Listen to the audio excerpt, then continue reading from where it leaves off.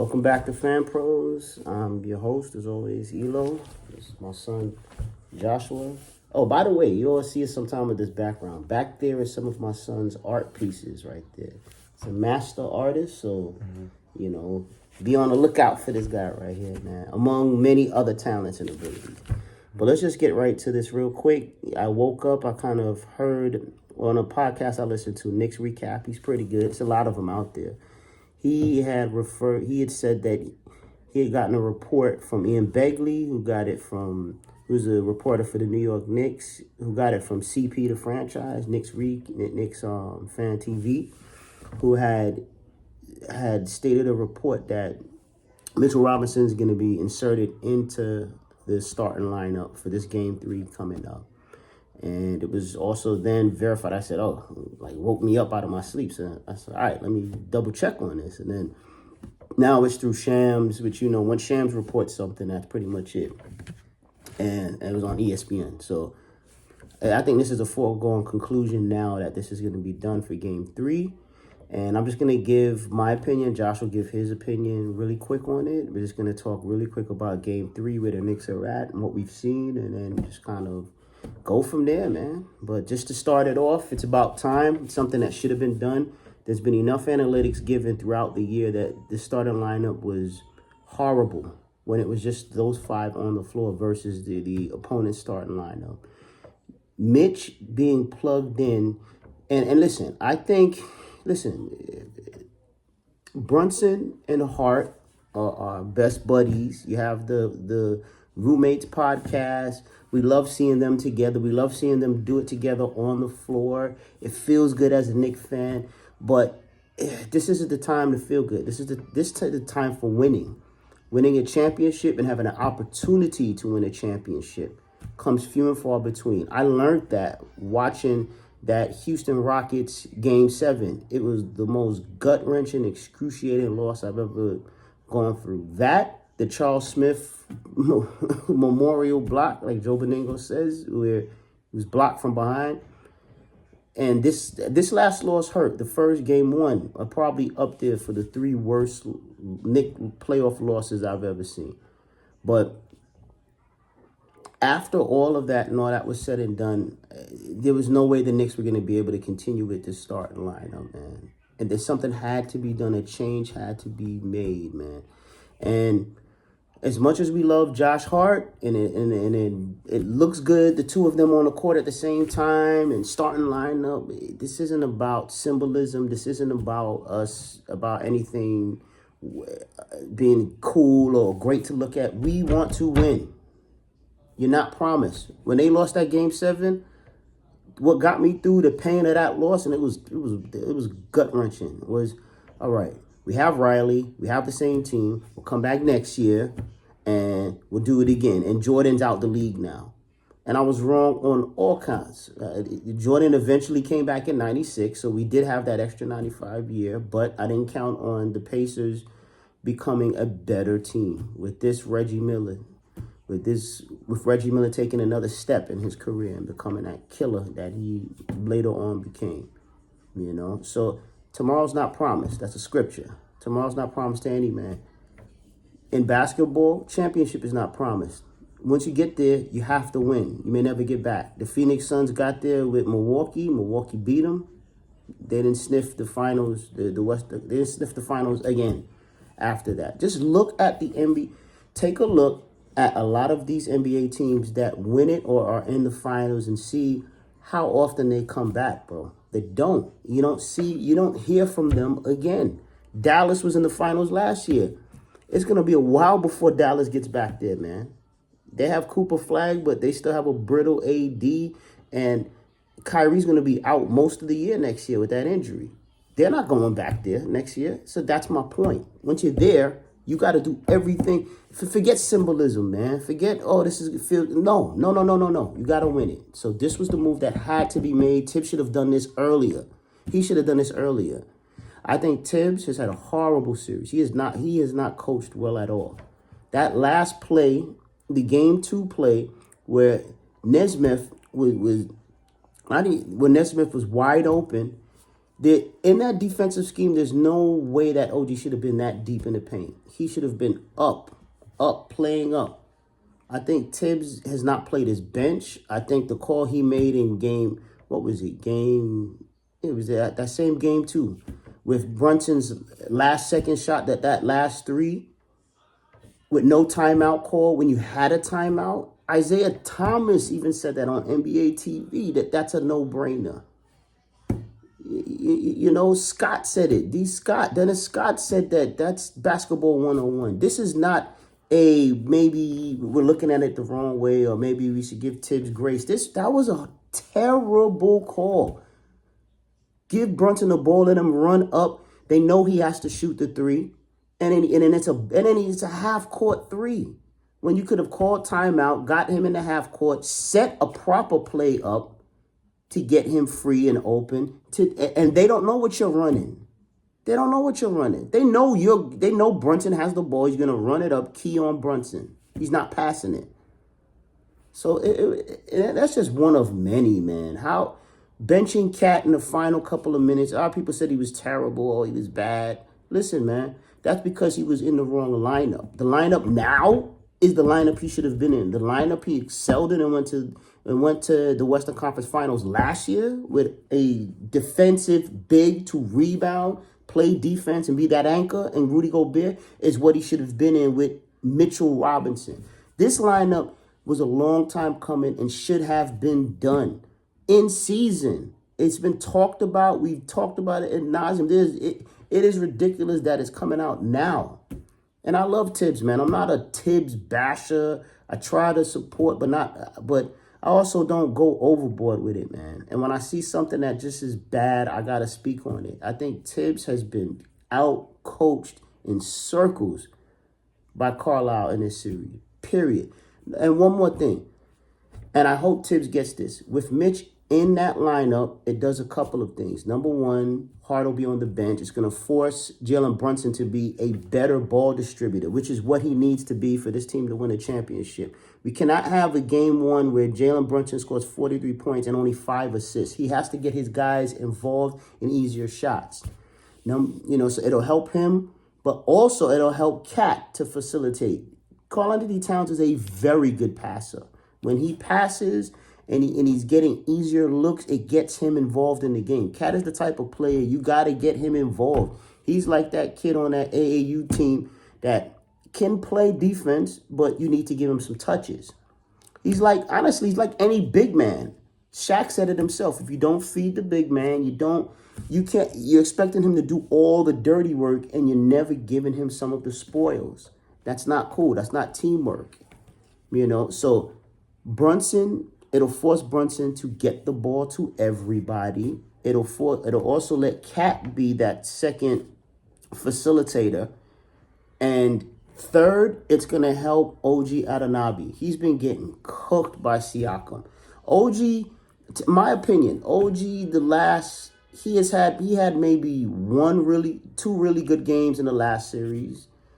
And I'd say maybe 1 or 2 in the series before. He has been very inconsistent, streaky. He has shot the ball horrible. He started off games 1 for 5, 1 for 6, being horrible. And defensively, I think he's getting tired. I really do.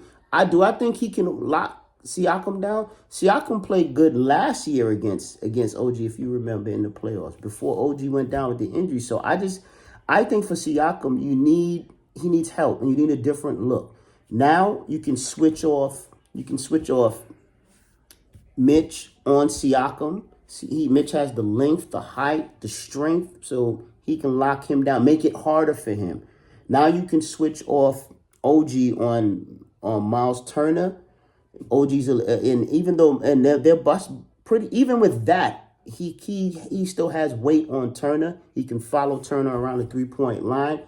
I think that sets up so many different matchups that work. Now Kale is at the shooting guard. Kale has height, length. He can bother Nesmith and all these the other shooter. Who's the other shooter they got? It's Nesmith, and it's catching a blank here, but it's not my team. I know my Knicks, but the other brother.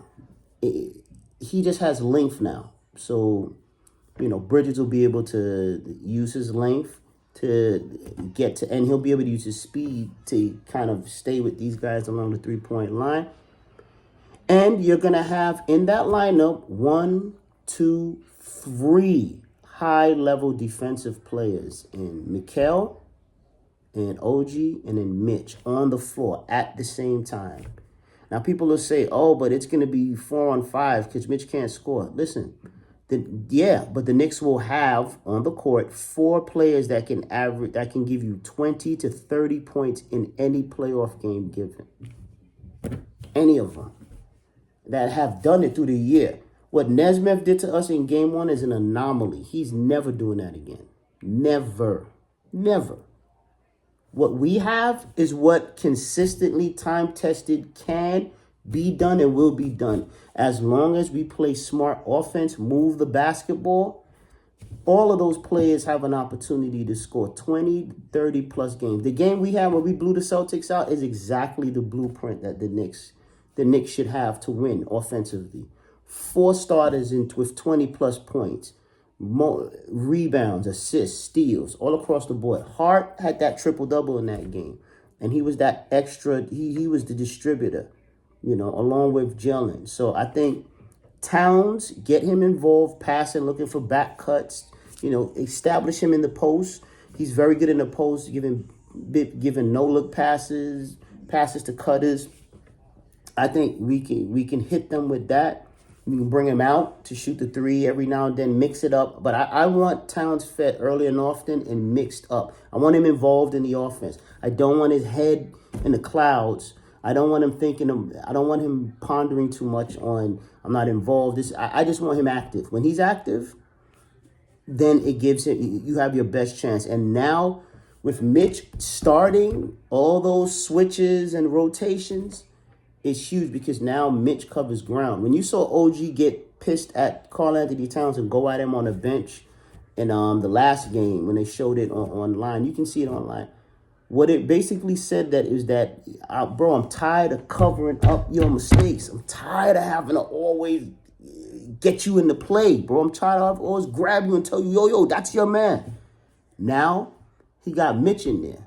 So that's going to be a very good lineup too. That it's going to be very hard on the Pacers, man. Now, do I still think the Knicks will win? I'm still standing on my prediction, Knicks in 6. I think the Knicks needed to get their butt kicked in these past 2 games for 2 reasons. One, the Knicks were reading their press clippings, their regular season record against the Pacers, and they're reading the tea leaves way too much. They're feeling themselves way too much. 14 points. Listen, up 14 with 3 minutes left. It's very easy to say, oh, man, yo, I'm the man. We got these boys. They had to get their butt kicked, and they deserved it. It was terrible coaching last minute. It was awful offensive play. And this is one more thing. And this is one more thing to add that I just forgot. That me and my son, when we were watching the game, we said, I'm tired of seeing the Knicks pound, dribble, run the clock down offense. Move without the ball. Set screens. Move around the court, man. The offense has to become a lot more imaginative if they're going to win a championship. It can't be Jalen dribbling the ball for 10, 15 seconds and then trying to dribble and kick out and then maybe you do one. That's okay for one possession. That should not be 90% of your offense. Move without the basketball. Here's a thought. Start running pick and roll, pick and pop with Karl-Anthony Towns. We got the best shooting big man in the game. Period. On paper, other than Jokic, who scores more than this man? Who? Who is more of an offensive lethal threat? You may not like Karl-Anthony Towns, but when it's said and done, he's going to be a Hall of Famer. He's going to be a Hall of Fame center. There are very few centers in the game of basketball that can give you 35 and 12 like he gave us game 1. In the Eastern Conference Finals, he is an elite offensive player. Run a pick and roll, pick and pop. That should have been practiced in the offseason. That should have been done during training camp. And this is where I get at Tibbs. This had to be a part of the offense, the everyday offense. This had to be done. And I heard people, oh, he doesn't pick so well. So practice it. Practice it. It needs to be done. This lineup is being done now where we're down 2-0 in a do or die situation. And I said they're winning in 6, but it is gonna now it's gonna take blood, sweat, tears. It's gonna take. You think it took Josh Hart a gash on his eye to win that last series? It's gonna take even more with these boys now, man. They put themselves in a position they should never ever have done. Never ever have done. So this is what I'll say. The biggest thing that has to be done. You never want to repeat the same mistake twice, and you don't want to wait till your backside gets beat for you to finally fix the things in life that you need to do. You want to learn from it the first time around, make the corrections you need to make, and then improve on that and make less decisions that'll lead you down that path, man. The Knicks are hard-headed. They take on they take on the mannerisms of their coach. Usually what happens at the top trickles down. The coach, usually his energy, his thoughts, his way trickle down to the players, down to the last guy on the bench. Tibbs is stubborn. These Knicks players at times are stubborn. Karl Anthony Towns, stubborn. Jalen Brunson at times, stubborn. Know he's supposed to move the ball. Know you're supposed to get your guys eating early. Know that. Stubborn. OG Anunoby, man, wants the ball, wants to score. But when he gets the ball, he's fumbling, bumbling. It's stubborn. Bro, when you get the basketball, that game two, that game, was it the game one? It was the game one we watched. Mm-hmm. I heard OG all year, even through his own, his reps put out in media, oh, I don't get the ball enough. You know, this offense is too stagnant. I need to get touches. All right, bro. You've got now, and I fully agree. But when you get the ball, you got to do something with the ball. You can't be crying about, I want the ball. And then when you get it, you're dribbling and tripping. Bro, that game one, I was cringing. This guy was dribbling the ball, stumbling, and then giving it up early. It got to the point when it got to overtime, he was just getting close to overtime and over. He was just giving the ball up. He didn't even want to shoot it.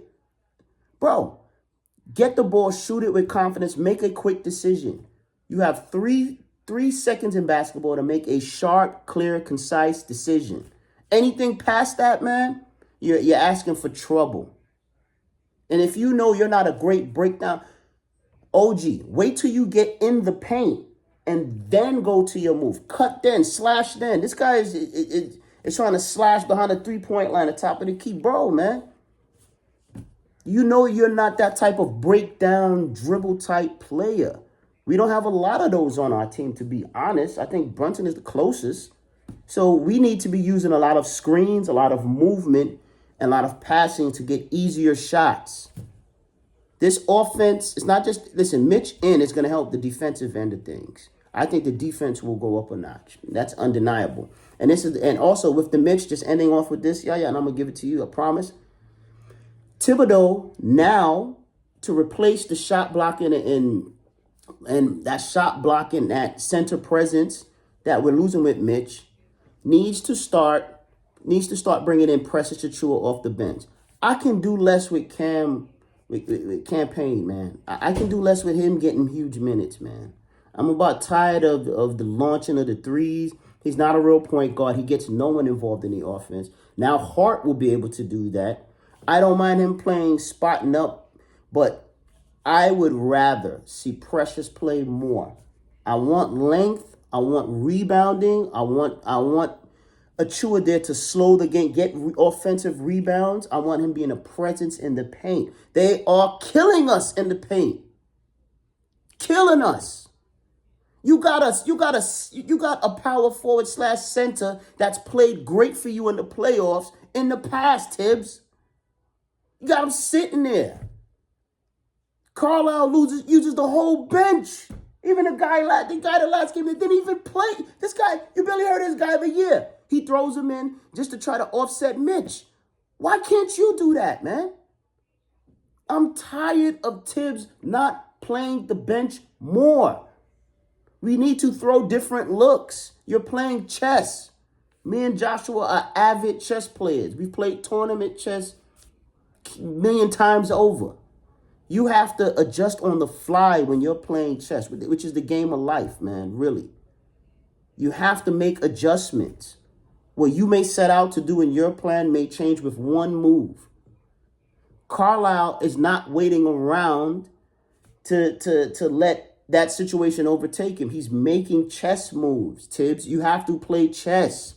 You can't be stubborn and I got my own plan, I'm gonna stick to it. Meanwhile, he's switching it up, and now the whole playing field changes. Come on, man. It should not take him now for you to do this move. That's ridiculous, man. And listen, Precious needs to play. Cut Campaign's bench minutes. Play Precious more. You'll have I'd even bring Shamit in, man. Let these guys get a taste, man. You got with Shamit with those five. If you want to, let's look at the bench. You have McBride. You have Shamit. Let's just say for argument's sake, you got Payne. You got Josh Hart. You got Precious. Let's just say that's the five. That's the five players you're gonna go to off your bench primarily.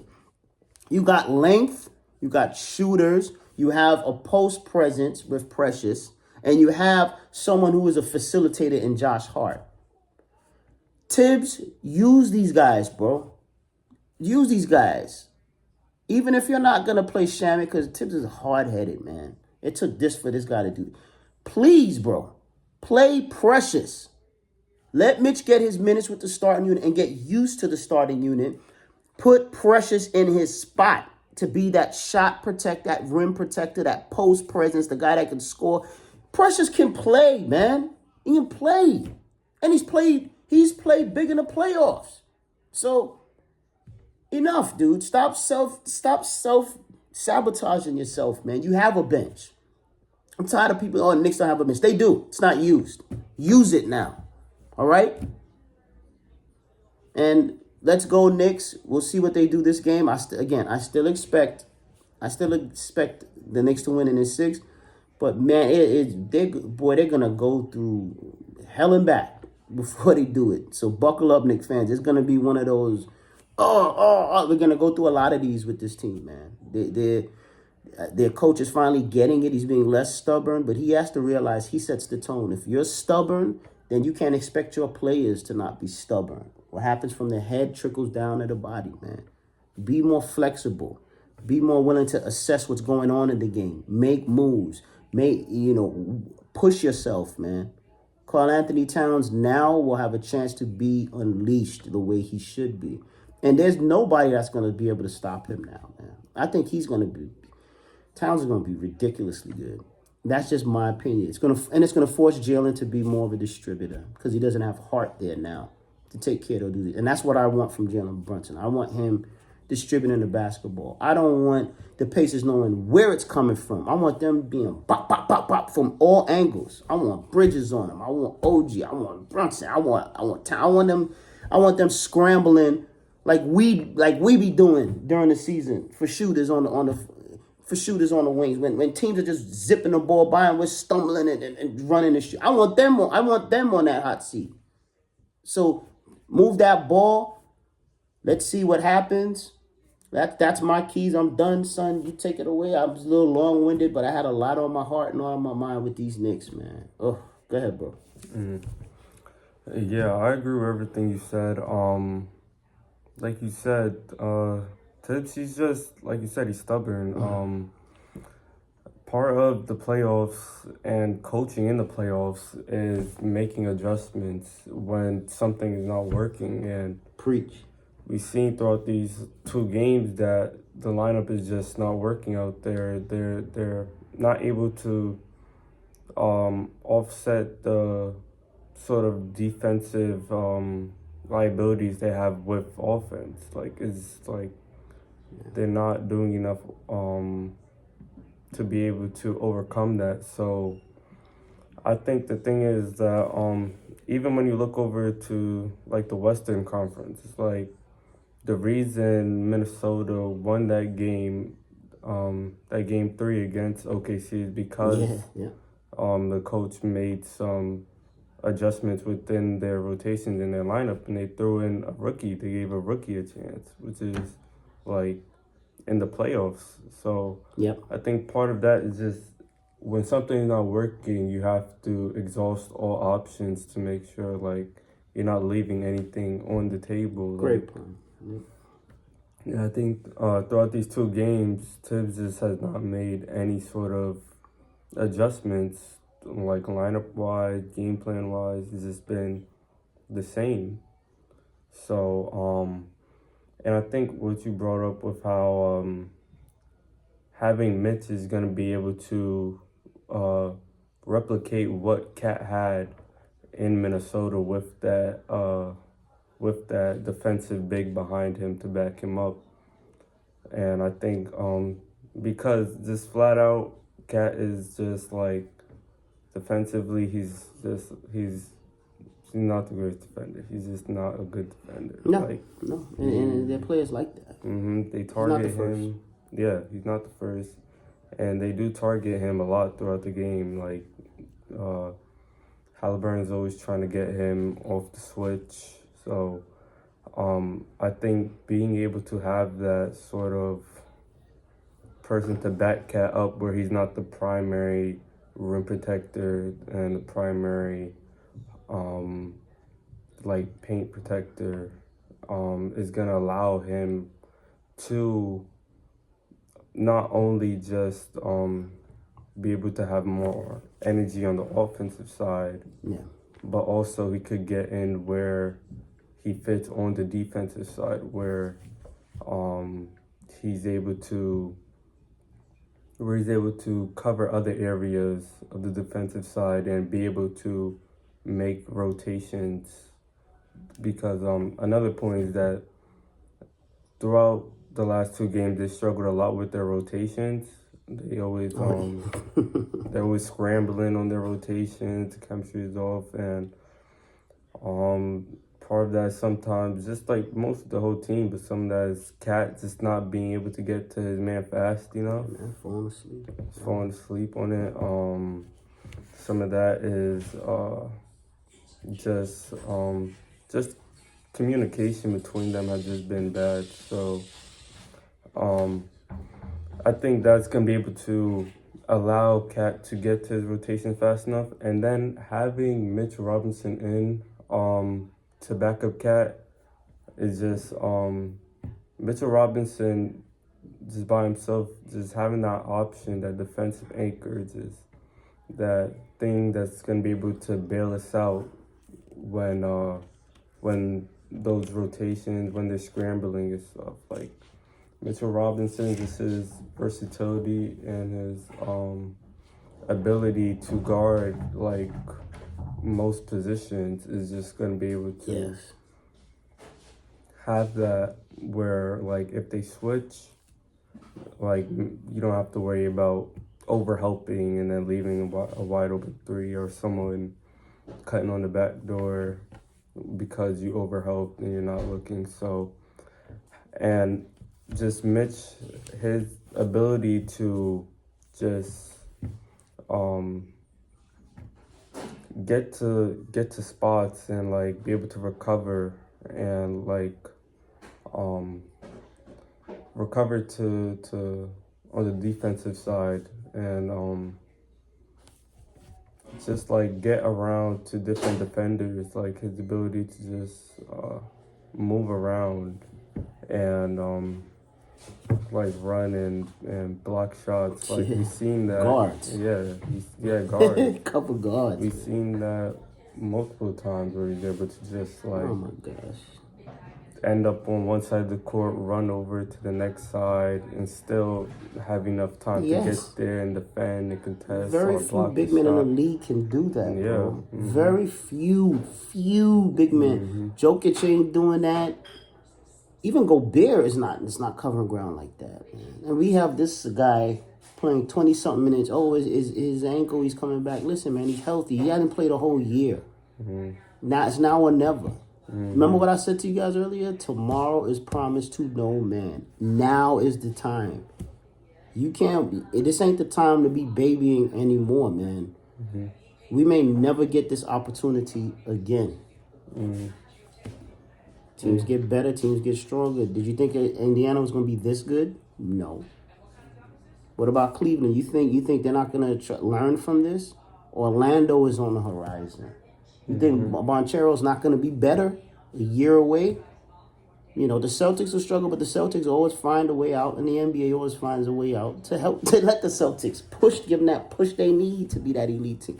Listen, the Celtics are going to be great. They have championship grit and metal. They're going to be back, man. My point being, Mitch, the reason he's coming off the bench is we don't want his ankle to get hurt. Listen, man, this ain't the time. We are in the Eastern Conference Finals for the first time in 25 years. We didn't get here to get swept. We didn't come here to be, I don't know, let's push Mitchell. And I'm just going to let you cook, son. This just on my chest as well. All through the playoffs, we've seen the data when Mitchell Robinson comes in the game, what happens. We've seen his plus minuses. He's through the roof as a plus. Through the roof. It's not even debatable, man. So what I want to say is this. If we see all of the data, we see how the team performs excellently once he's in there and stays in there. Why did we wait till now to do it? It goes again to Tibbs being stubborn, man. You know, I think he's gotten better, but I think it's like he had to get. You never want to have to go through the consequences and be down 2-0 and lose home. You didn't just lose home court advantage. You put yourself behind an 8-ball. Losing game 1 was losing home court advantage. Losing game 2, you have to play near perfect. You talk about a 40. You want to play a 48-minute game. You're gonna have to do that 4 straight times, really, or at least to get it to. You're gonna have to at least do it 3 straight games to at least get it to 3-2, where you may have breathing room for that last game. But even then, you can't really relax. So that's the point, man. We should not have waited that long for it. It just angers me, man. It angers me, man. It really, really does, man. Yeah. You can have 3. You're a defensive coach. Why would you not want 3 lockdown defenders in your lineup at the same time? We talked about this when we got Cat in the offseason. I love Hart. Hart is clutch. I love him to death. But Hart doesn't play the defense that he used to. When he first got here, he was scrappy. He was all over the place. Hart now, and I don't know if it's just the minutes. I don't know what it is, but Hart gets beat a lot. Backdoor, because that's another blown play that cost us the game. The other that game 1 debacle. Him not picking up on backdoor cut. Like I don't understand that. Tibbs is a defensive. I love defense coach. He comes from defense. I know Tibbs. I watched him come up. Defensive mind. Why in the hell would you not want 3 elite defenders in the lineup? So ball distribution. You have a center now that can pass. We screamed for years we need a stretch 5. You got that now. You don't just got a regular stretch 5. Remember, we wanted Miles Turner. You got better than Turner. Now you got a guy that can give you 35 and 12 in an Eastern Conference final. And it's not fluky or the game of his career. It's something you expect him to do. You know he has the capability. You got a guy like that, man, putting them type of numbers up. Embiid type numbers. Jokic type numbers. It's like, go ahead, bro. This is just a therapy session, man. Go ahead, bro. Go ahead. No, yeah, I agree. Yeah, I was gonna bring that up too with the backdoor cuts. Like Hart, he's like, it's like what I was talking about with their rotations and just their defense in general. Just like they're falling asleep. They're not locked in. Their chemistry defensively and communication is just bad. And it's like And I think like having that ability, like to have Mitchell Robinson inside the lineup, is gonna prevent some of that stuff. Because I think like just overall instinct, like you said, right now, like Hart is not the defender he No, was man. before, Not even close, man. Not and even close. like having that defensive instinct from Mitchell Robinson, like that stuff is not gonna happen as often. And um and when it does happen, when rotations do get messed up and they are scrambling, just having that ability for Mitchell Robinson to be able to recover quickly and be able to um, get out to their man quickly and contest the shot is just like that's just higher upside than having Josh Hart inside the lineup. Yeah. And I think the reason that we're seeing now that, like how you said earlier, with how Siakam is like OG is not matching up well against Siakam. I think, like you said, like he's getting tired throughout the playoffs, and I think a major reason for that is having to cover for Cat and his like defensive liabilities at sometimes. Yep. And cover the best player on the court most times. They're putting OG on that guy. Yeah. Yep. Not anymore. Now we can put Mitch or OG. And Kale. Yeah. Go ahead, bro. Yeah. And I think like even like compared to like last season, how before he was matching up well against Embiid, who was the MVP at the time, compared to how like he's struggling to match up against Siakam. It's like you said, he's just losing energy on the defensive ends. Doesn't have as much energy, and like you said, having Mitch inside the lineup now is gonna help cover up some of the defensive liabilities we get with Cat, but also we're gonna have that ability to switch OG and Mitch on on Siakam.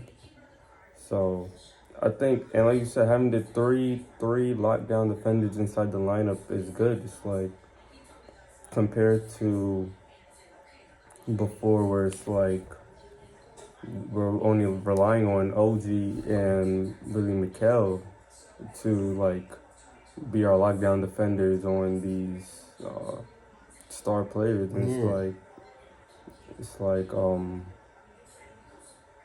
that's not gonna work when they have to on one side McHale is like he has to get like 20 points. Yeah. And then on the other side, he has to be like a lockdown defender, and it's like they're gonna lose. Yeah, they're gonna get tired, especially when Tibbs is playing them majority of the game. They're gonna get tired throughout. How do you feel? Like you've played ball, you've played organized ball. You know, how did you feel when you had to be? And you were a very good defender. You dug in, and then you're shooting, and you're an outside shooter. Just how you felt, and a lot of times you're trying to guard the team's best player. How did you feel even having it? You exert a lot of energy.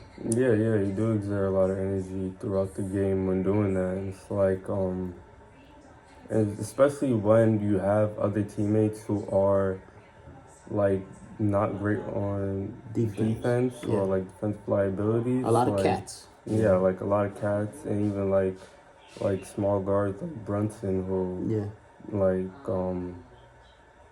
he's not the greatest defender either. It's like having those defensive liabilities where you have to run and go try to recover for their man and stuff. It's like that stuff is tasking to just ask one or two players to do. Yeah, for the whole five-man team. So having Mitch in there, it's gonna be.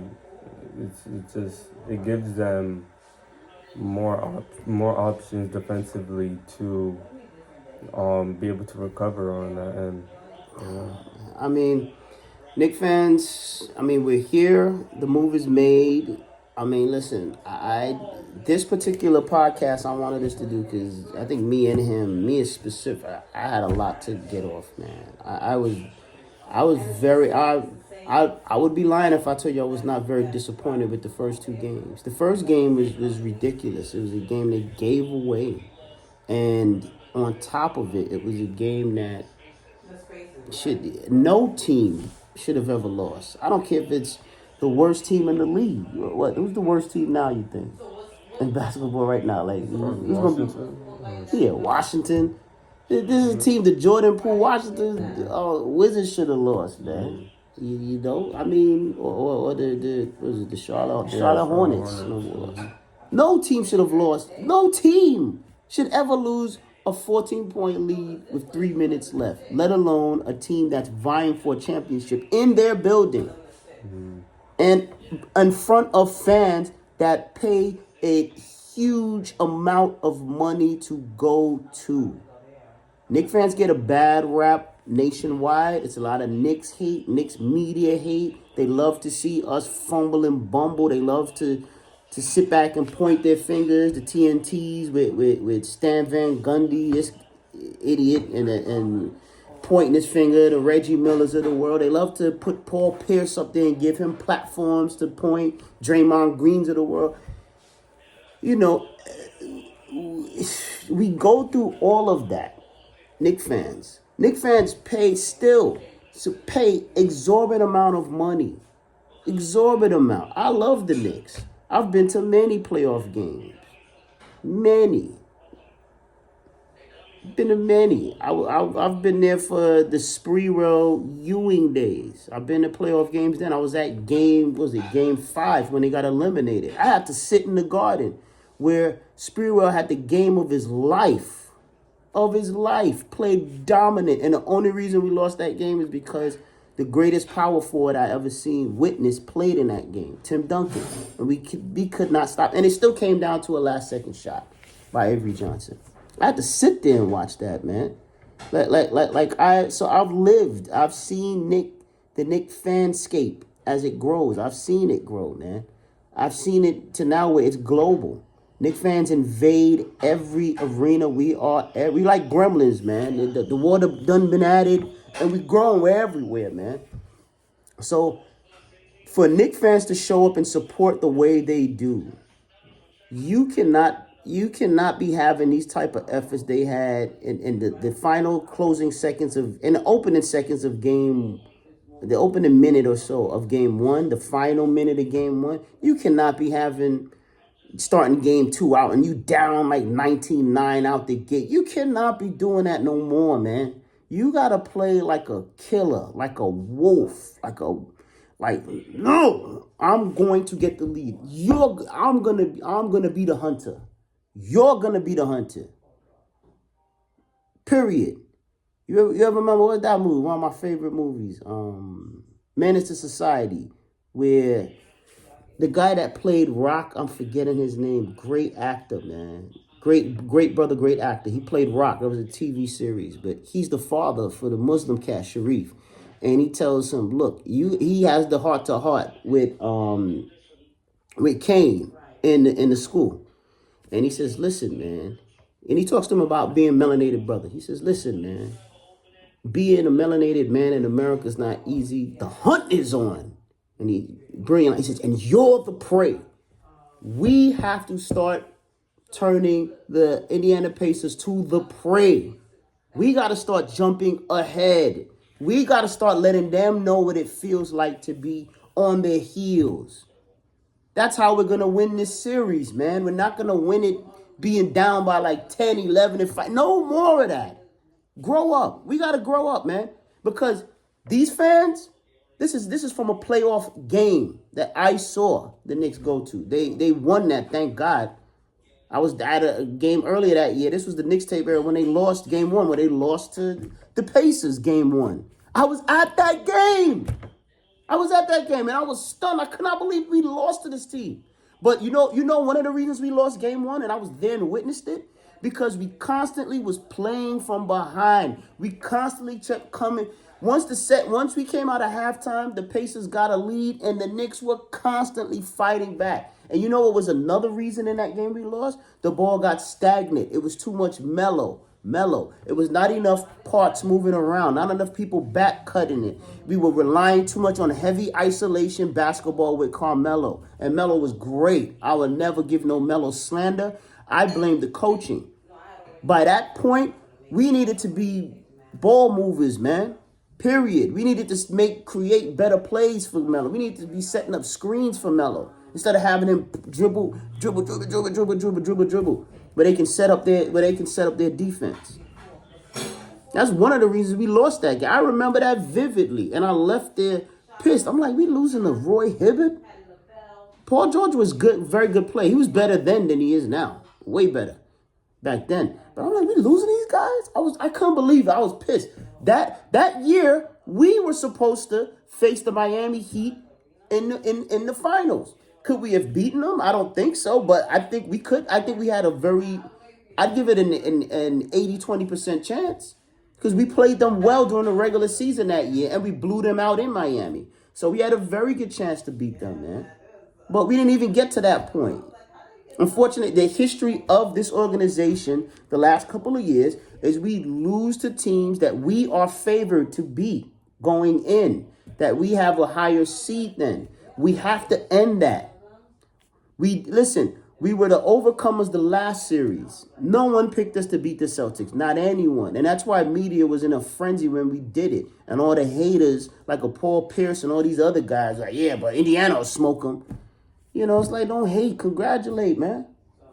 Congratulate. I didn't like the Celtics during his run, but I always gave them their due. I always gave them their flowers, man. But yet they label us as bad. They label Knicks fans, oh, they're crazy, they're delusional. No, we're not. No, we're not. I picked the Celtics to beat my Knicks. 6 games. But it didn't happen. Thank Yahuwah, it didn't happen. We're not delusional. We're not crazy. You take videos of a couple of fans swinging off of a sign or whatever. Oh, look at it. They're doing too much. It was only a second round. No, it wasn't. We beat the defending world champions, a team most people picked, including myself, to win the NBA championship. And we beat them. The team that gets dumped on more than any other team in the league. There's podcasts dedicated to hating on the Knicks, man. Podcast dedicated hating on us. If you look at any Knick content creator, including myself, you don't see me dedicating a whole video to hating on a team. Do you? You don't see me saying, oh, man, the Pacers, this is why they suck. The OKC, this is why they can't win it. You don't see me doing that. You don't see any other Knick podcaster doing that, man. So I'm about tired of the garbage, the crap, the misinformation about Knicks fans being crazy, being this and that, delusional. Enough, man. We got the right to celebrate beating a team that was picked to win it all. That was a defending world champion. Where we're going to the Eastern Conference Final the first time in 25 years. We got the right to celebrate that, all right? Now, did some go crazy? Yeah, but here's another thing for you. And I was there. I was at that celebration. We don't talk about these other cities where fans celebrate and they're turning cars over, setting stuff on fire, where people are killed during the midst of those celebrations. We don't talk about that, do we? You want to go back to Toronto when the Raptors won? Somebody got killed. You want to go back to when some of these other teams have won championships and those fans, their behavior? So that's another thing I had to get off. Thank you for even sparking me with that, son. Because I'm about tired of the fake Knick. Oh, the Knicks are delusional. They look at how they celebrated that win, and you had guys. You gonna take some guys climbing on a street sign and all that. Oh, look at them, man. Come on, man. Ain't nobody got killed. Ain't nobody got hurt, and none of that. Ain't no car set on fire. And now, PD, the way the security is, because I've seen it recently being out there. None of that stuff will probably happen again anyway. They have after all these games, it's locked down even more. The only thing that got hurt was the street sign. The only thing that got, I guess, fondled or whatever, assaulted, was the damn subway sign that they were jumping up and down on. So cut the crap, man. All right? We got the right to celebrate our team. We ain't hurting nobody. We ain't making podcasts dedicated to killing no other team. We ain't coming for the Detroit Pistons making, oh, this is why the Pistons suck. We're not doing none of that nonsense, man. It'd be Knicks clicks for hate all day. All right? That's really one of the reasons I want the team to win it all. Not to make me only the happiest man on earth. Fulfill something that I didn't know if I would be alive to see. Or my kids. But I just really want to mush it in the face of a lot of these haters that are outward and inner on the Knicks. And Knicks fans. And some of them don't even realize they be hating, and they do. It's just they just conditioned by media, man. And that's okay. That happens, man. Television is real, man. Programming is real, man. But neither here nor there. We here. All right? I'm still standing on Knicks in 6. I'm still supporting my team for life. My son as well. We're not going nowhere, man. And I love the lineup change. And hopefully Precious takes Mitch's place in that starting line. I want a 4-man rotation, not a 3. Let's get Mitch in there. Let's get Precious off the bench and give him minutes. And let's do it, man. Let's do it, man. Give Shamet some run too, man. Like we have options, man. We definitely got options, man. That's beyond a shadow of a doubt, man. You know, this team is the way this team is. This team can win it. I've heard everybody say Indiana's just a better team. I think they've been a better team for these 2 games. I think they've been the better coach team by far for these 2 games. Improve the offense, get ball movement going. I think this is, you watch, Cat is going to be, boy, they ain't ready for Cat now. Now, Cat's not going to be in his head, always thinking, I got to run here. You got 3 people that can cover ground. So, and not just regular defensive players. You got 3 elite type level defensive guys, man, that can tie each other on a string and take care of all of that stuff, man. And then Cat and Brunson be more, especially both of them, be more facilitators, pick up the slack where Josh can. And listen, and maybe in the end, like towards the end of the game, we'll see where maybe Josh can come in those last closing lineup for maybe Mikhail or whatever, or maybe an OG. But the point being, I want Mitch starting. I want Mitch finishing. Period. I don't care about Hacker Mitch, nothing. I want him on that court. Dennis Rodman could not shoot free throws, but the Pistons didn't dare bench him when they were winning back-to-back championships, or even in the series up to that, the Lakers finals, where he was phenomenal. So I don't want to hear. I don't want him out of that lineup to start the game, and I don't want him out of that lineup to end the game. That's the one constant that I want. All right. That's it from Fan Pros. I've said my piece. You got anything else to say? You got predictions? I don't necessarily have a prediction on what the score will be, because I think it's going to be a hook or crook. I know the NBA is going to want, NBA with refs and stuff. I don't know. I feel they want this series to be a stretched out series. And, and yeah, listen, the NBA is what it is, man.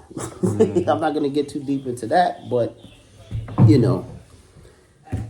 we'll see what happens, man. We'll see what happens. 4 young, dynamic players left.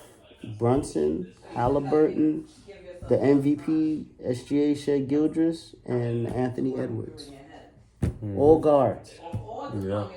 Of all of those teams, you really have one team that has an exceptional big man, and that's us. And normally those are the teams that in the past have won championships. You normally have a good big man solid in the post, man. I think Steph was probably the one to kind of break the mold with that, man. But you've normally had a great post player. We have that. And now he can be free to do what he do. And you know what's crazy? Because this is the thing I'm thinking too. Cat in the Detroit series had some great defensive plays. I mean, game-changing, game-saving. His 3 steals in the second half, especially those 2 steals down the stretch. And I think it was game 2. Was it game 1? I think it was game 1. Game 1. Game 1 in the Garden. were phenomenal against the Pistons, man. So Cat has the ability. I've seen Cat have key blocks and steals in this series and play good defense from time to time.